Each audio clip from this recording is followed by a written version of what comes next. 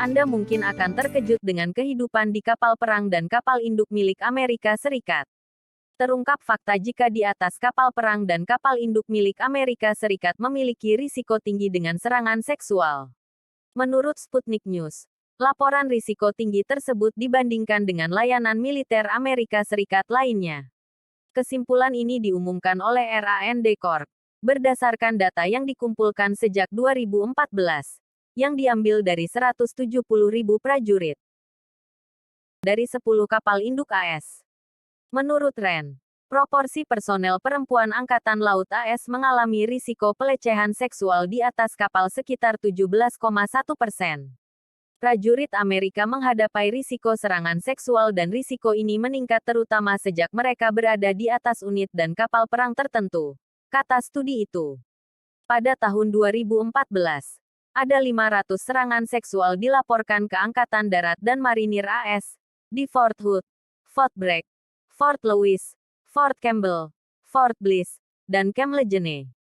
Tingkat serangan seksual terendah di pangkalan dekat ibu kota AS, Washington, mencerminkan profesionalisme dan kualifikasi tentara yang ditugaskan di Washington. Hasilnya mungkin berbeda, karena faktor objektif, seperti akses alkohol, tingkat kejahatan di masyarakat sekitar, lapor RAND. Angkatan Udara AS merupakan layanan dengan tingkat kekerasan seksual terendah, sekitar 3,1%. Tingkat mabuk naik. Menurut San Diego Union RAND menemukan bahwa tingkat mabuk dan alkoholisme di antara marinir 2 kali lipat dari Angkatan Udara. Laporan penilaian didasarkan pada mereka yang minum 4-5 minuman sekaligus.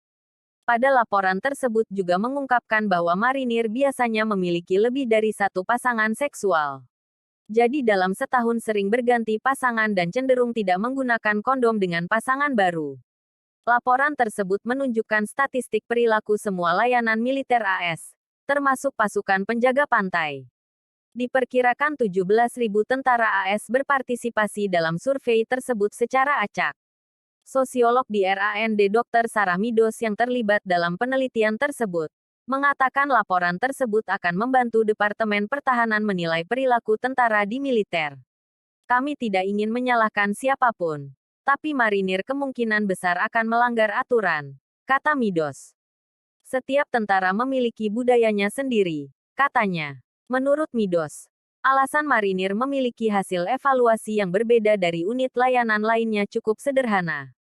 Marinir biasanya pria muda, seperti anak laki-laki di universitas, tambahnya. Selain itu, mereka yang tergabung dalam Marinir AS memiliki kepribadian yang berbeda dengan unit lainnya. Angkatan Laut AS menempati urutan kedua dalam hal konsumsi alkohol, diikuti oleh penjaga pantai dan Angkatan Darat. Menurut penelitian, alkohol adalah masalah paling menyakitkan di seluruh dinas militer AS. Hampir 70% tentara yang disurvei mengatakan mereka mendukung minum alkohol di militer. Sementara itu, tingkat merokok telah menurun secara signifikan di seluruh angkatan bersenjata. Rokok elektrik meningkat.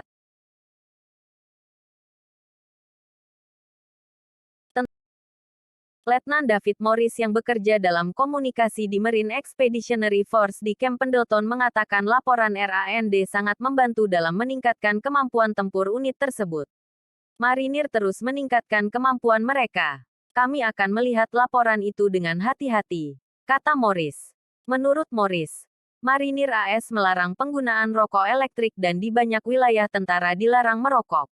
Akhirnya, Meadows berkata bahwa Departemen Pertahanan AS harus menilai tingkat alkohol dan tembakau yang diizinkan untuk digunakan di militer karena tingkat di antara marinir berada pada tingkat yang sangat tinggi.